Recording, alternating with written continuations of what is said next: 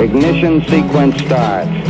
6, 5, 4, 3, 2, 1, 0. Liftoff. We have a liftoff.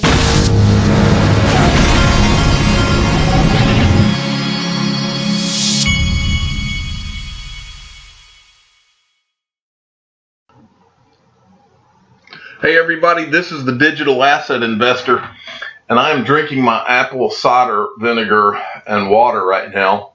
I've gotten to where it's not too painful, but every time I've been told to put lemon juice in this to make it taste better, but every time I get lemon juice, everybody uses it, and so I run out real quick. Anyway, I need to go get some more lemon juice. I got this first piece of information from David DePriest at Dave6971 sent me this. Now there's a lot of rumors swirling right now that SBI is going live imminently, as in it could be live now, it could be live in the next few hours. We're not really sure, but this one came from Lionel at LIONEL 462945550.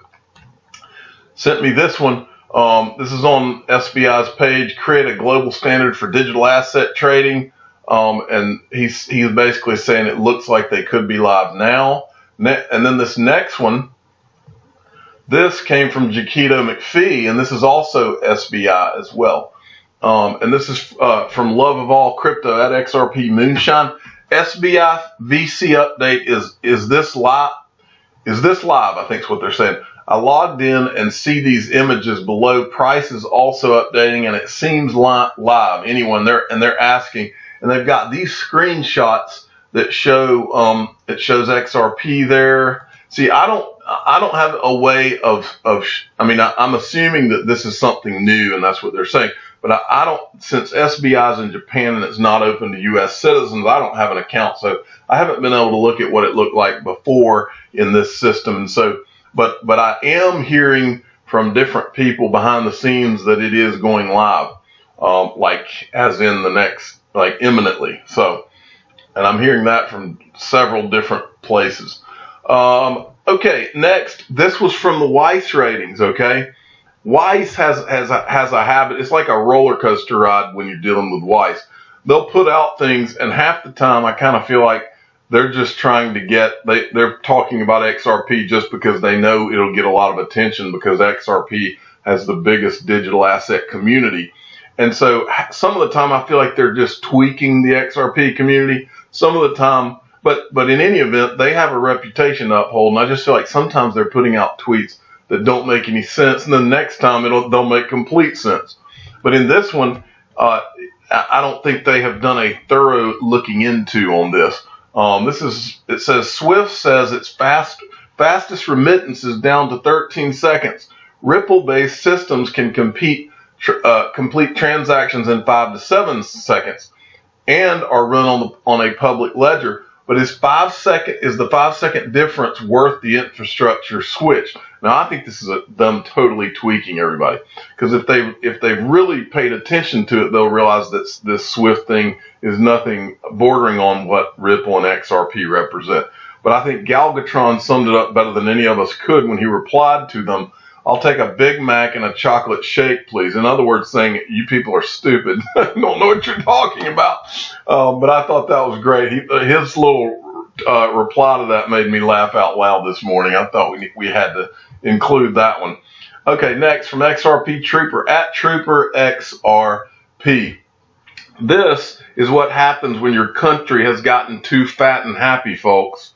When your politicians and the wealth and people have gotten too wealthy in the United States, and this is what's happening. This is how you lose your superpower status right here.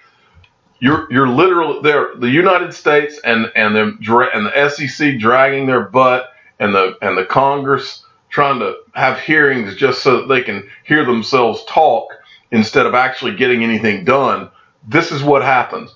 This right here, this is from CoinDesk. CirclePay is moving the majority of its Poloniex exchange operations offshore, citing a lack of regulatory frameworks in the U.S. That's from Jeremy Allaire, the CEO of CirclePay. Now, just to let you know how big a deal this is, CirclePay is owned partially by Goldman Sachs, okay? So even the big boys are being put in this position where the United States can't get it done. And the reason is because the U.S. is too big of a bureaucracy now. That's the real truth of it, is that now we're regulated out the wazoo to the point that they're tying businesses' arms behind their back. Really, it's almost like they're tying both arms behind their back. And that is what's going on. Let's look at this article and see what they say here. Due to the mounting regulatory pressures in the United States, the crypto company Circle is moving the majority of its exchange operations offshore. Circle announced Monday it received a full Digital Assets Business Act license in Bermuda for its crypto exchange Poloniex. Circle CEO Jeremy Allaire told CoinDesk that 70% of Poloniex users hail from beyond the U.S., and the new Bermuda-based entity will handle those accounts from now on. He says Europe and Asia are both pretty significant markets for us in particular. He said, adding the USDC stablecoin is particularly popular with institutional Asian investors. The lack of regulatory framework significantly limits what can be offered to individuals and businesses in the United States. That is pitiful. Meanwhile, we've got politicians over here who don't even know what they're talking about. That are calling Bitcoin Bitcom. It is pitiful, pathetic. And they're gonna fix it, but is it gonna be too late? Is the question. They're gonna all of a sudden scramble around and get this all in order. And when they do, the question is, are they gonna be too late? And just take notes on all these politicians. If you want people to vote out of office, look at all these politicians that are acting like morons instead of being constructive with this thing and trying to propel it forward. Chinu Patel at Chinu Patel 29 sent me this. This is more just another example. This is a tweet from Tushar Jain, who I don't particularly care for. He's an anti-XRP guy, but it's a good tweet. And now Bulgaria's Bitcoin reserves are worth more than their gold reserves. We are watching a geopolitical paradigm shift in front of our very eyes. Honestly, I didn't think it would happen so quickly, and am pleased and pleasantly surprised. And he's retweeting one of his tweets, I guess. Venezuela and Iran have launched their own cryptocurrency. Soon we will see one of these sanctioned nations adopt Bitcoin rather than create their own crypto. They would do this because it will be more liquid and easier to transact than their own currency. I don't know if I agree with that or not, but I do agree with this. Bulgaria, I believe, owns more Bitcoin than any country in the world now. So Bulgaria might have some things going on soon. Okay, this is also from Chinu Patel, right here. This guy's on fire all the time. Crypto Canoon. Supreme Court of India is likely to hear the crypto case tomorrow on 23rd of July. It is listed before the court number 5 as item number 19. Stick to us for further update and share your thoughts. Can we expect some new announcement from the government in court? And it says final causeless control. I don't know what that means. But anyway, the bottom line is there's a lot of rumors going around about how India is going to ban crypto. Whatever. India is not banning anything. India might be trying to control crypto for a while to make sure that they make the government officials and the powers that be make themselves wealthy, but they're not banning anything. They can say that all they want. Okay, next from Rhythm Trader. A decade ago, thousands of Bitcoins bought you a pizza. Years ago, hundreds of Bitcoins bought you a car. Today, tens of Bitcoin buys you a house. The greatest wealth transfer in human history is occurring right now. Don't miss it. Exactly. And then Mr. V sums it up well here. One day, this upside down world will suddenly be gone, and Ripple's investors will praise XRP. NDAs will be expired. Utility will be rocking. The world-changing use of XRP will be so obvious to everyone that they will then inform us how lucky we are. That's exactly what's going to be said about us.